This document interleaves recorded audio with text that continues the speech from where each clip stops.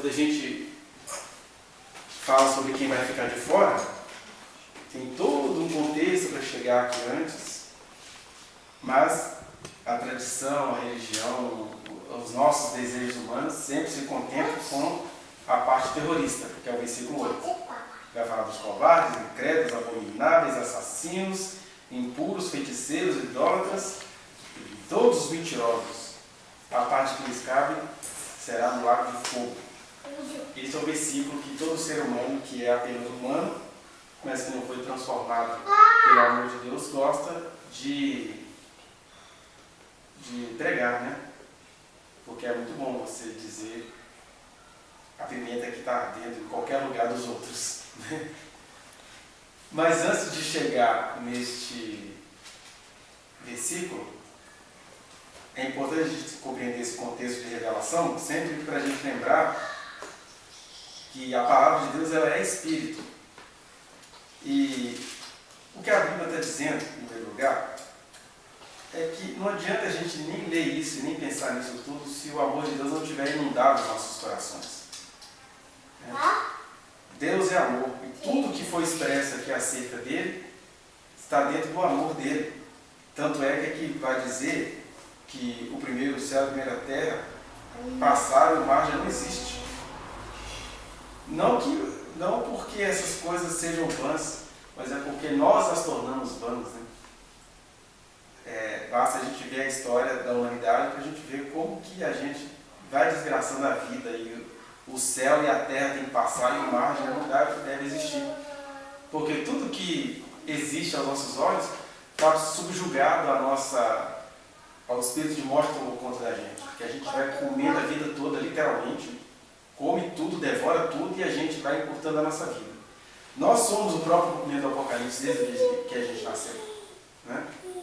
Basta você ver, a gente fica assustado com os termos do Apocalipse, né? Então eu vi o anjo da morte, e aí dessa parte dos rios acabaram. Se vocês não perceberem, a gente está vendo uma geração de, não sei mais se é a terça parte, talvez 95% dos rios acabaram, porque os rios todos que a gente vê, nada mais nada menos do que as águas das nossas descargas e das nossas pias escorrendo. Não existem rios mais. Né? Aí morreram os animais da água doce. Claro, nós somos o Apocalipse. Nós matamos os animais da água doce. Dessa parte do mar morreu. Né? Enquanto a gente está aqui falando, se eu fosse pegar qualquer videozinho que tem aí na internet sobre o consumo de animais, que a gente tanto gosta de consumir, da bala jujuba até a gelatina, tudo é sacrifício animal. São bilhões e bilhões de litros por hora sendo jogados no oceano. Né? Então nós somos o cumprimento do Apocalipse. A gente fica procurando alguma coisa que vem de fora, um anjo da morte que vai passar. Nós somos o anjo. Anjo no Apocalipse significa aquele ponto que se encontra entre a realidade e o mistério, ou seja, tem alguma coisa estranha com o ser humano. E, na verdade, quando você entende todo o preâmbulo para chegar nesse versículo, o que a gente tem que entender é que até quando a Bíblia está condenando esses que a gente condena, a mensagem da palavra de Deus é a mensagem de amor. A mensagem da palavra de Deus é uma mensagem de acolhimento. Por quê? Eu estava dizendo no começo. O Evangelho é Espírito. Então, eu não posso ficar concentrado naquilo que o texto está dizendo. O texto está dizendo coisas que a nossa moral valoriza. Quem é que não entrar no reino de Deus? Essas pessoas aqui. A parte que lhes cabe será no lago de fogo eterno. Né? E a gente, de propósito, prefere não entender que isso aqui está escrito numa linguagem simbólica. Né?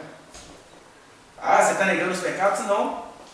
Mas eu não estou reduzindo o pecado à moral. Não sei se você sabe, a palavra moral vem de moros, né?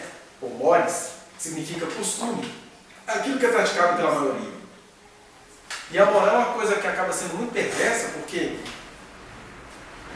pelo fato de a gente se sentir praticando coisas que a maioria pratica, a gente não consegue ver o erro que existe nessas práticas. E Jesus veio sobretudo para tirar o costume humano, tirar a moral humana, para jogar a luz de Deus na nossa moral, no costume da maioria, da nós. Né? Tanto é que O primeiro confronto que Jesus teve aqui na terra não foi contra os abominados, os assassinos, os feiticeiros, os idólatras. E aí a mente moral é que assim, então você está dizendo que nós agora podemos matar à vontade, vamos encher nossa casa de ídolos e vamos ser abomináveis. É isso agora? É para o certo ou errado? Não é isso que a gente está dizendo. O que a gente está dizendo é que a moral ensina a gente a nos fixarmos nessas coisas que a gente considera abomináveis, mentirosas, feiticeiras e idólatras. E com isso torna-se um costume condenar essas coisas. A gente até cita versículos, né? Deus nos chamou para levantarmos contra as obras das trevas. E aí, o que são obras das trevas? É a pergunta que Jesus nos ensinou a fazer e a gente não faz.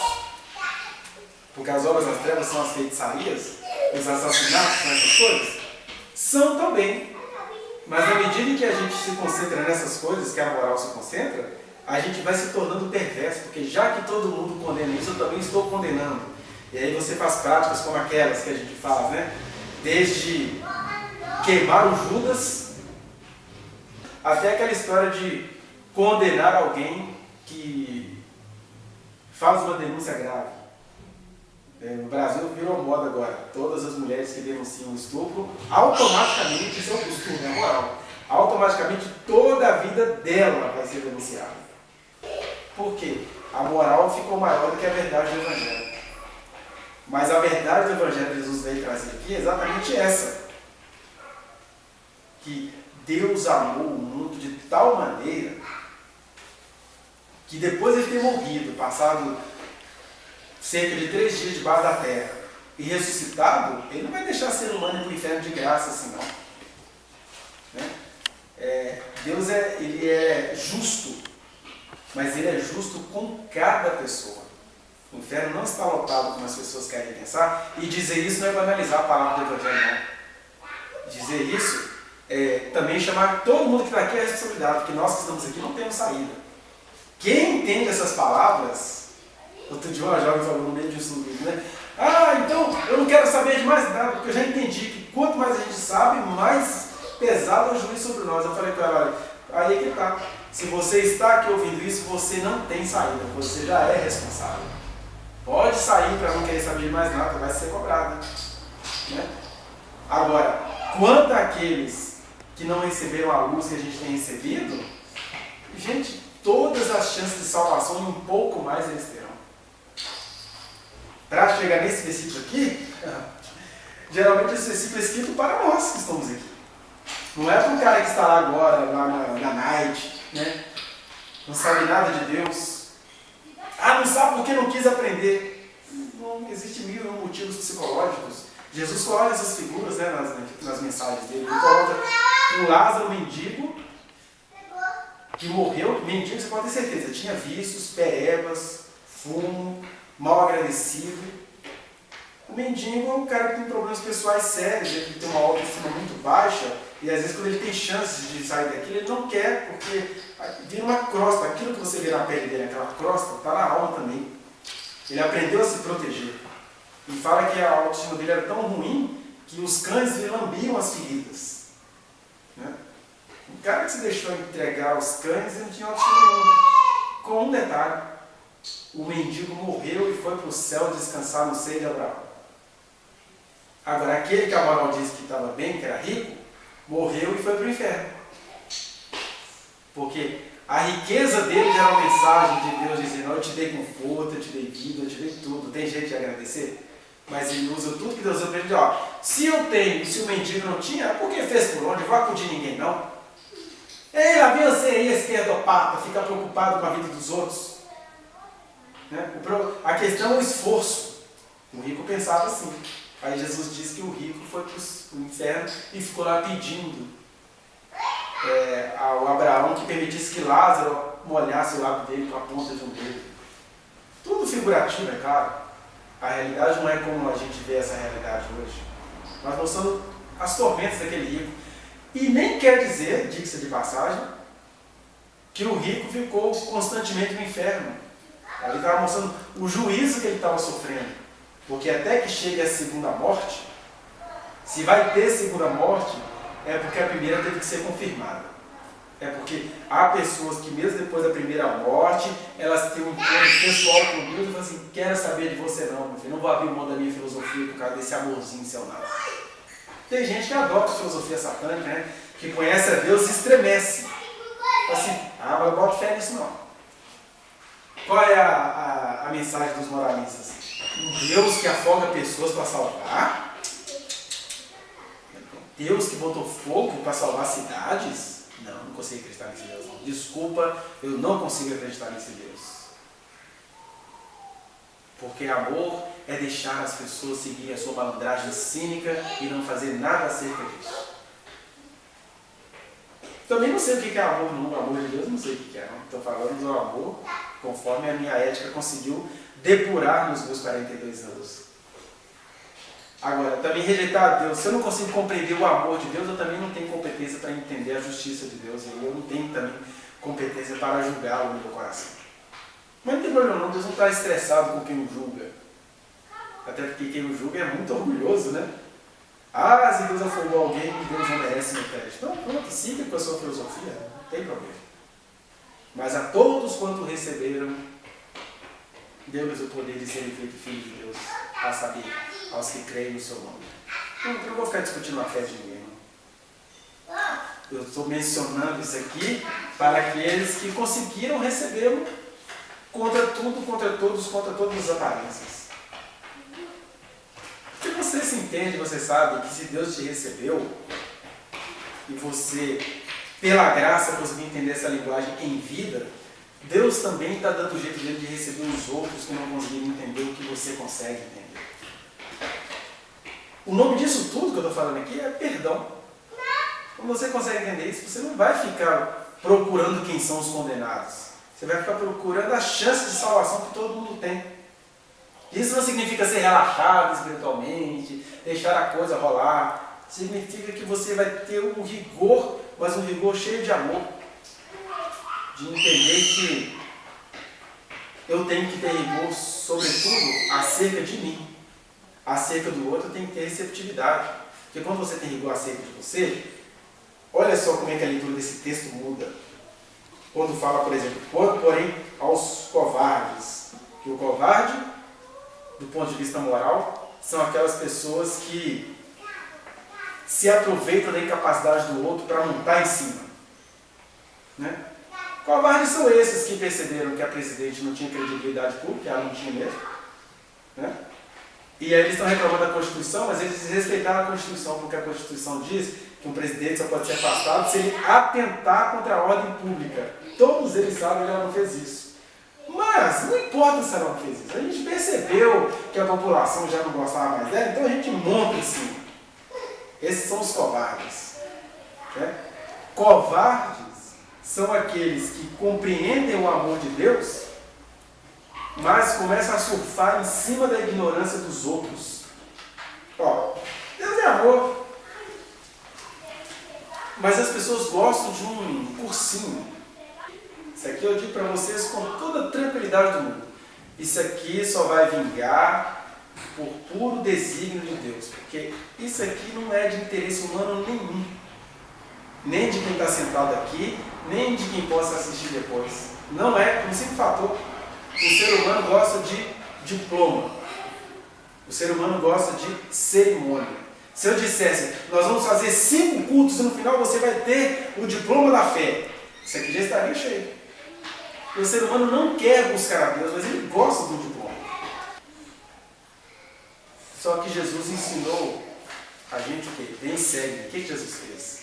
Jesus não deu diplomas, Jesus não deu garantias, Jesus não deu certeza nenhuma. A única coisa que ele disse foi, segue-me. Quem for me seguindo vai ver o que vai acontecendo. Quem for me seguindo, quem precisar ser curado será curado. Quem precisar ser livrado materialmente será livrado. Você vê que Jesus foi um ser humano que, pelo menos nos anos de fama dele, ele não adoecia, ele tinha saúde. Seus apóstolos também não adoeciam. Você vê assim, a sogra de Pedro doente, mas o Pedro não estava doente porque ele precisava caminhar. Então é seguindo e caminhando que você vai descobrindo que a vida vai tendo livramento. Sou contra diplomas, estratégias, campanhas. No mundo dos homens, não. Agora, quem foi chamado para o Evangelho vai ter que se desvestir do mundo dos homens. Vai ter que andar pela fé. A garantia de Jesus é isso. Anda com Deus que as coisas vão acontecendo. Mesmo que a vergonha te apanhe. Eu morri na cruz, não fiquei estressado por causa disso. Essa é a mensagem do Evangelho. Não é desejo de sofrer, mas é certeza de que nem cruz e nem festa vão definir quem você é. Né? Aí o que acontece? Os covardes são exatamente aquelas pessoas que sabem que o ser humano gosta disso, de cerimônia, de pagelança, de ter um líder sobre nós, de ter um diploma. E aí a gente funda uma igreja que vai oferecer isso. E é claro que isso vai encher. Né? Sem saber que isso é, na verdade, a proposta maligna, né? O diabo oferece assim: você gosta disso? Então, eu te dou o que você quer, e aí, fazendo o que você quer, você está fazendo o que eu quero. Porque tem alguma coisa errada, eu sempre vou dizer isso, eu nunca vou deixar de dizer isso. Tem alguma coisa errada com uma cultura que acredita que a salvação de muitas pessoas está na empresa de um homem. Esse é o erro básico do sistema capitalista. Esse cara fica discutindo essas coisas, é importante que o dinheiro está entrando na minha conta. Tem alguma coisa errada com você, meu filho. Tem alguma coisa errada com um homem que se sente chamado por Deus, mas ele quer colocar filiais de igreja dele, fazer até franquia. Não é o evangelho que está avançando, não. É a sua arrogância humana que está avançando. Ainda que você seja manso, tenha falar muito humilde. Mas olha, alguma coisa está errada se você quer ter todo mundo no seu meio religioso. Você é um covarde. Gentil, mas covarde. Porque quando eu quero que o mundo inteiro esteja na denominação que eu estou cabeceando, eu estou dizendo que o Espírito Santo não tem outras pessoas com quem ele precisa contar. Agora, Deus quer espalhar, Deus quer ter muitos apóstolos por aí. Né? Se a gente se pegar líder de alguma coisa muito volumosa, pode ter certeza, não vai ser fruto de coisa humana nenhuma. E nem vai durar muito tempo. Porque Jesus, ele atraiu multidões, mas elas não duraram muito tempo. Mas o covarde não pensa assim. O covarde vive da ignorância humana. Todo empreendedor tem que ter cuidado com isso. O empreendedor é aquele cara que percebe, não é a necessidade do outro, é a limitação do outro. Olha, em tempos de crise, eu posso vender doença, eu sou um psicólogo, estou precisando de cliente. O que o covarde faz? Ele vai lá vender o serviço dele, ele cria várias clínicas. Por isso que eu falo que sem medo de errar, eu não tenho vocação empreendedora nenhuma. Se empreendedorismo é isso, eu estou sendo covarde. E nem enxergo. Aí ele está dizendo que a parte que cabe aos covardes, aos que vivem da miséria dos outros, né? O médico é aquela pessoa que veio curar a enfermidade, mas o médico que vive da desgraça dos outros e que alimenta essa desgraça, que é o que acontece no Brasil, né? Você tem a cultura do câncer, a cultura dos fármacos. Né? Eu tenho medo de certos empregos. Sem trabalhar na indústria farmacêutica, você está trabalhando na desgraça da miséria da humanidade. Pode ser que alguém que um dia trabalhe nisso, não tem problema nenhum. Mas fique sabendo que esse é um sistema e que você não precisa adotar isso na sua vida pessoal. Essa é a besta. Mas você não tem que adotar isso na sua vida pessoal. Então, o covarde são esses que fundam a igreja na necessidade que as pessoas têm de diploma. São esses que dão aquilo que as pessoas querem, porque sabem que elas são viciadas nisso.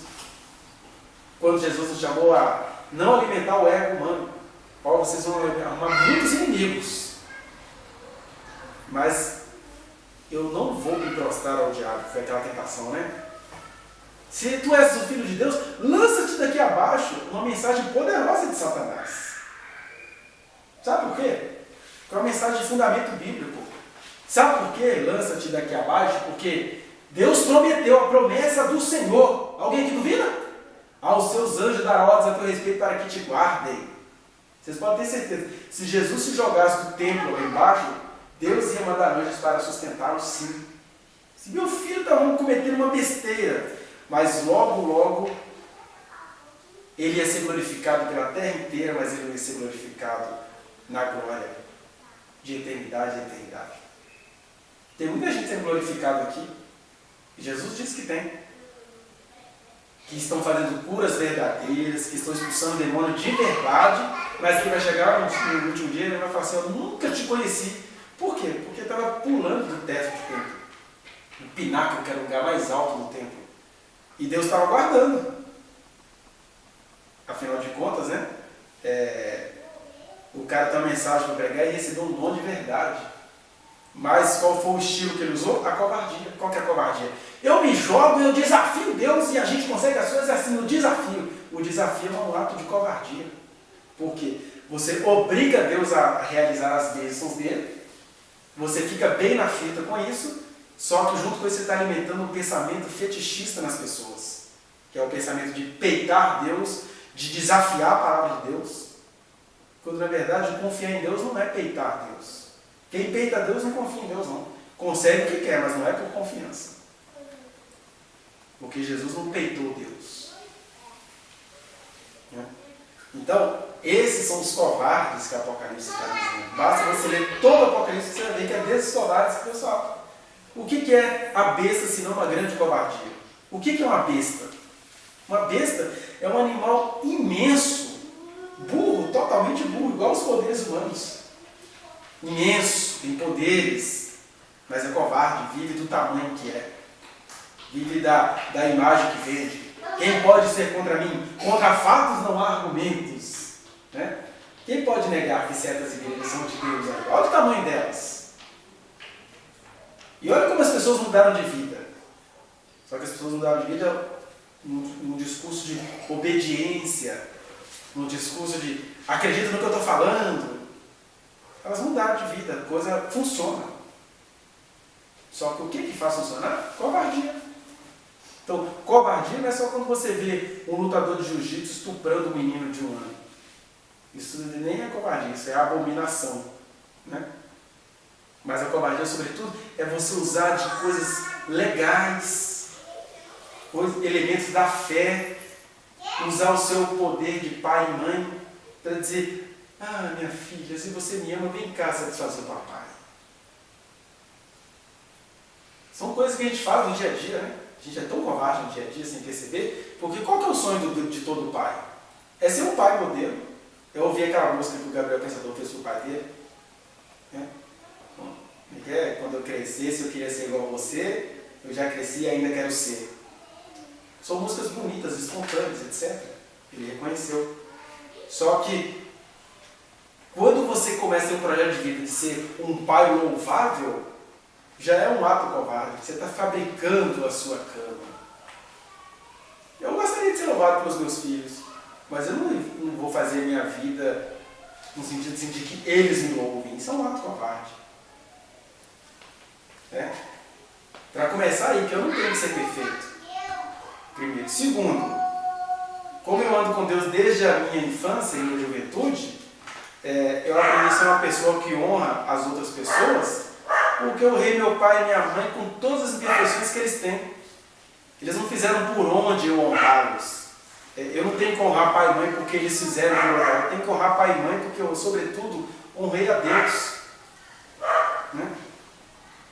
E aí você vai descobrindo que os pais e mães são imperfeitos e que Deus é tão perfeito que você consegue amar isso tudo sem se vender a isso tudo. Essa que é a perfeição verdadeira. Mas o pai da moral é aquele pai covarde.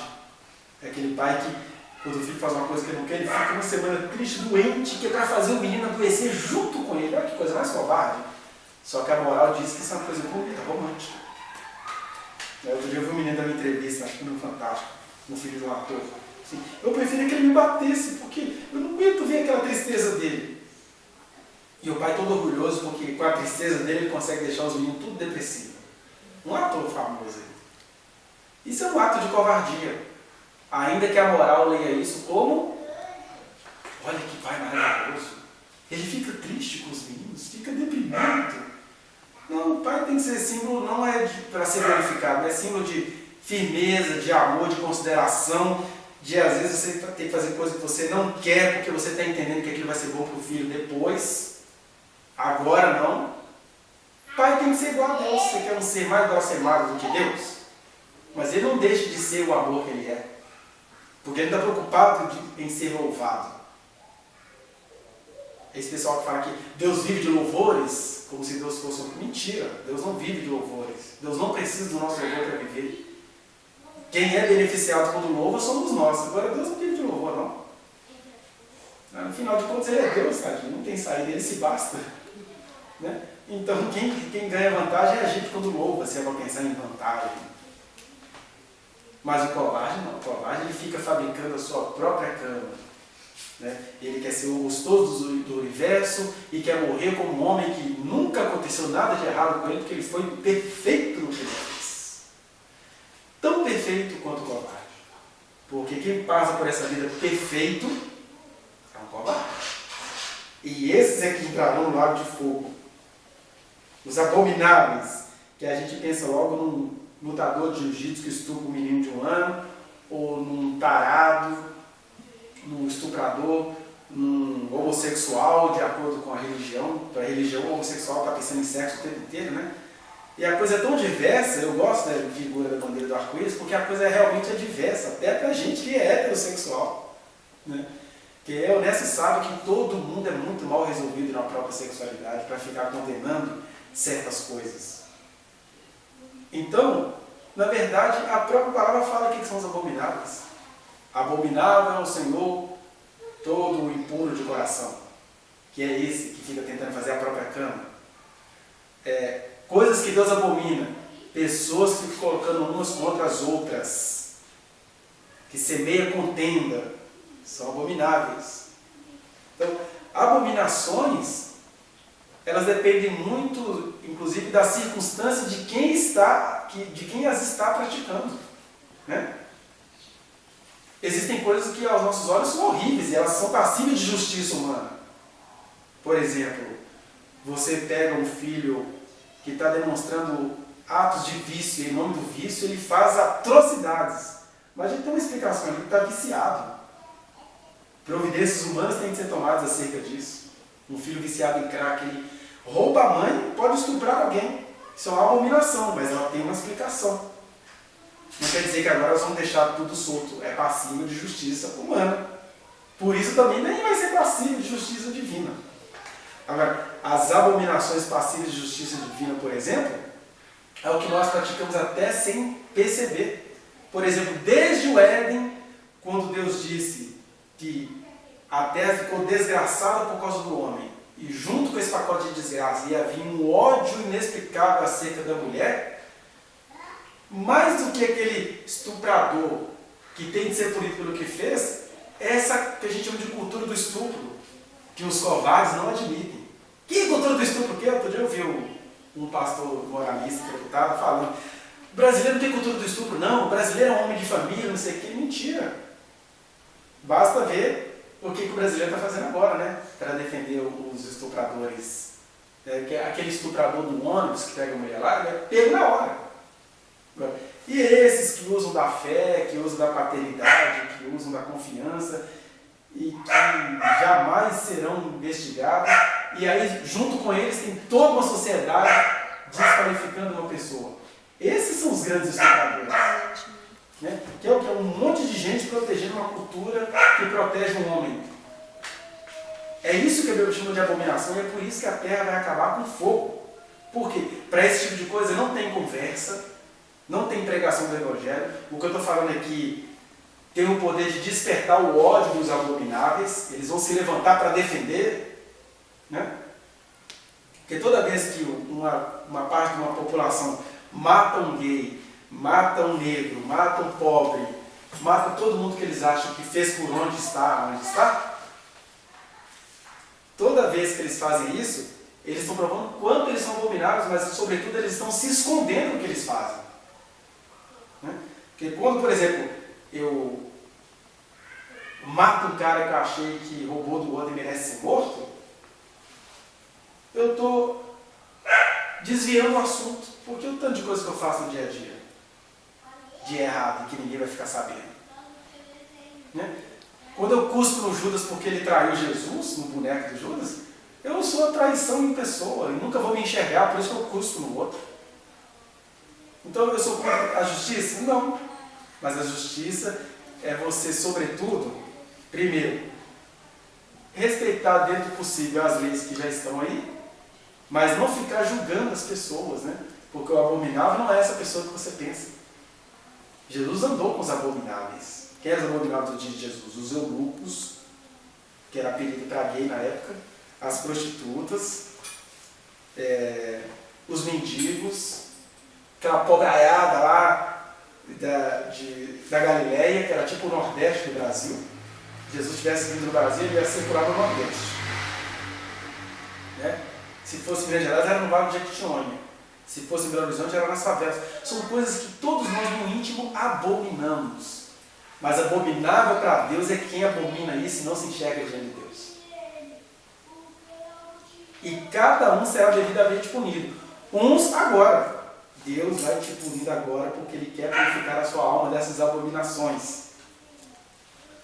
Outros na eternidade, que é quando isso aqui vai pegar fogo. Porque a abominação ela entra na natureza. Por que você acha que Deus vai acabar com a terra com fogo? É porque Deus odeia a terra? Não. É porque esses atos que a gente faz entram na natureza. Nós somos átomos, tanto quanto a natureza. Nós somos ligados com a natureza de maneira energética, sim. Isso não é filosofia hindu, não. Isso é verdade do Evangelho. Por isso que Deus vai botar fogo na terra. Porque a natureza fica contaminada com as nossas abominações.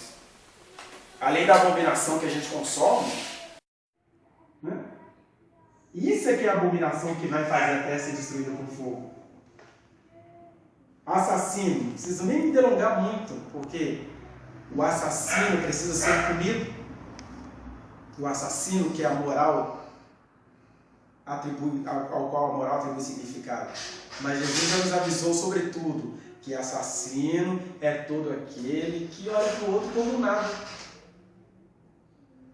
Né? O assassino é aquele cara que mata de maneira cínica, mas também é aquela pessoa que vai assim: minha filha, sinto muito por você, mas você tem umas brincadeiras, né? Tem brincadeira, a gente releva, mas quando a brincadeira tem o objetivo mesmo de secar alguém, é assassinato. Os mingos gostam muito de brincar assim: ai, peguei na bosta, encosta em alguém. Aí Jesus disse: quem chamar o outro de idiota é assassino. Nesse sentido, quando você chama o outro de idiota, para vê-lo secar e ter prazer nisso. Então, quando você queima a imagem de uma pessoa em público, quando você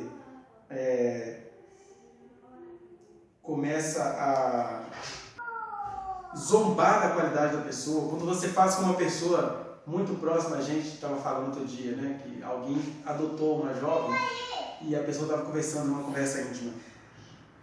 Eu não entendo esse negócio de tirar pessoas do orfanato. Porque se está no orfanato, é porque Deus quis que estivesse lá. Então, para que vai tirar uma pessoa do orfanato? Isso é uma pessoa cristã, serva do Senhor, dizendo. Isso para Deus é assassinato. Porque nem todos os órfãos serão tirados do orfanato, mas você recebeu de Deus a liberdade de exercer o seu amor e a sua misericórdia e acudir quem precisa acudir. Cada caso é um caso, né? Por exemplo, eu também não me sinto culpado, por não ter tirado ninguém do orfanato, não, porque eu tenho 3 filhos para criar.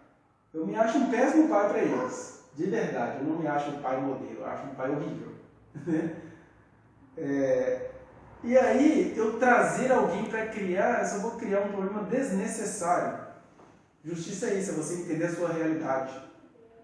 Eu que não dou amor direito aos meus filhos como eles merecem, vou trazer alguém que, pela história que tem, vai exigir todo o amor, e aí você já vai criar todo um clima de ciúme. E aí eu não posso acusar meus filhos de ciúme, que quem criou o problema fui eu, né? Agora, eu que não posso fazer isso agora, vou me levantar para impedir pessoas que eu acho que têm uma índole duvidosa de adotar esses meninos. Não sei se vocês sabem, no Brasil tem pelo menos 40 mil crianças esperando adoção.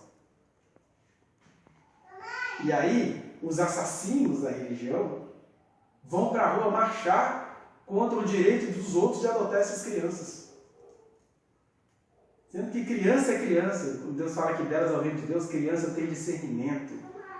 Criança sabe se livrar do mal. Criança sabe o que é amor. Criança sabe o que é abominação. Crianças clamam a Deus. Algumas ele ouve aos nossos olhos, a outras parece que ele não ouviu. Mas delas é o reino de Deus. Né? Então, criança nenhuma vai ser o que ela vai deixar de ser em Cristo. Mas os assassinos impedem a vida dessas crianças. E são os assassinos que condenam o aborto. Toda vez que alguém me interpela sobre o aborto, eu falo, a gente não tem que discutir aborto. Por quê? Porque, ai, que milhões de crianças foram abortadas. Beleza, vamos no seu raciocínio então. Aí, milhões de crianças foram abortadas. Agora, você é aquela pessoa que não deixa a criança ser adotada. É um aborteiro. Né? Milhões de mulheres têm que pagar para o aborto que fizeram. Agora, essas crianças não vieram sozinhas ao mundo, né? E a maioria dos pais dessas crianças não estão nem aí para elas.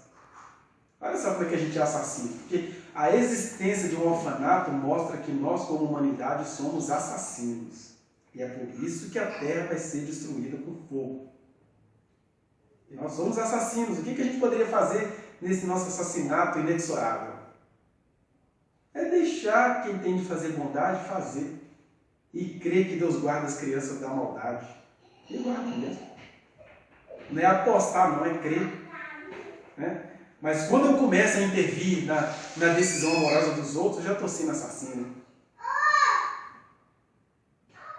Os impuros, que a gente só pensa em práticas nefastas, né? Mas impureza é, sobretudo, você misturar.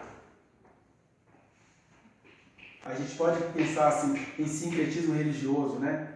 Que aconteceu no Brasil, por exemplo, a mistura da religião cristã dos invasores europeus com as feitiçarias dos indígenas e com a tradição afro dos escravos africanos. Isso seria uma mistura, uma miscigenação. Né? Que a moral vai dizer que algumas coisas são puras e outras são impuras. Agora, a impureza que a gente comete é a impureza da higiene. Né? O que seria essa impureza da higiene? É quando você